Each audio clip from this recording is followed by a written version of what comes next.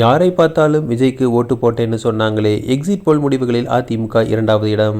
தமிழக சட்டமன்ற தேர்தல் 2026க்கான வாக்குப்பதிவு நிறைவடைந்த நிலையில் சமூக வலைதளங்களில் நிலவிய விஜய் அலைக்கு எக்ஸிட் போல் முடிவுகளுக்கும் பெரிய இடைவெளி இருப்பது அரசியல் வட்டாரத்தில் விவாதத்தை ஏற்படுத்தியுள்ளது.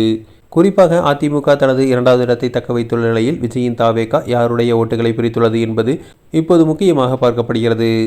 வாக்குப்பதிவு நாளன்று நாங்கள் மாற்றத்திற்கான விஜய்க்கு வாக்களித்தோம் என இளைஞர்களும் பெண்களும் உற்சாகமாக பேசிய வீடியோக்கள் சமூக வலைதளங்களில் வைரலாகின. இதனால் தாவேகா பெரிய மாற்றத்தை ஏற்படுத்தும் என எதிர்பார்க்கப்பட்டது.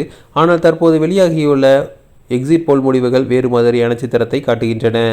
பெரும்பாலான எக்ஸிட் போல் கணிப்புகள் அதிமுகவை வலுவான நிலையில் காட்டுகின்றன.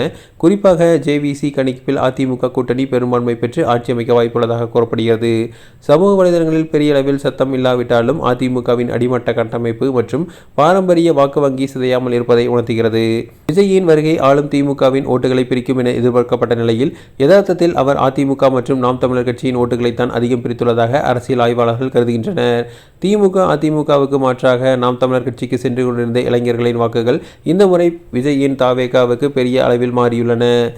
ஆட்சிக்கு எதிரான ஓட்டுகள் அனைத்தும் பிரதான எதிர்க்கட்சியான அதிமுகவுக்கு செல்லாமல் விஜயால் பிரிக்கப்பட்டதே பல இடங்களில் திமுக கூட்டணிக்கும் சில இடங்களில் அதிமுக கூட்டணிக்கும் இழுபறியை ஏற்படுத்தியுள்ளது. சமூக வலைதளங்களில் ஒரு கட்சிக்கு வரவேற்பு கிடைக்கும் பிரம்மாண்ட வரவேற்பு எப்போதும் வாக்குகளாக முழுமையாக மாறுவதில்லை என்பதை இந்த எக்ஸிட் போல் முடிவுகள் மீண்டும் நிரூபித்துள்ளன. விஜய் ஒரு புதிய சக்தியாக 15% வாக்குகளை பெற்று உருவெடுத்தாலும் அதிமுகவை பின்னுக்கு தள்ளி 2வது இடத்தை பிடிப்பார் என்ற சமூக வலைதள கணிப்புகள் தற்போது எடுபடவில்லை என்றே தோன்றுகிறது.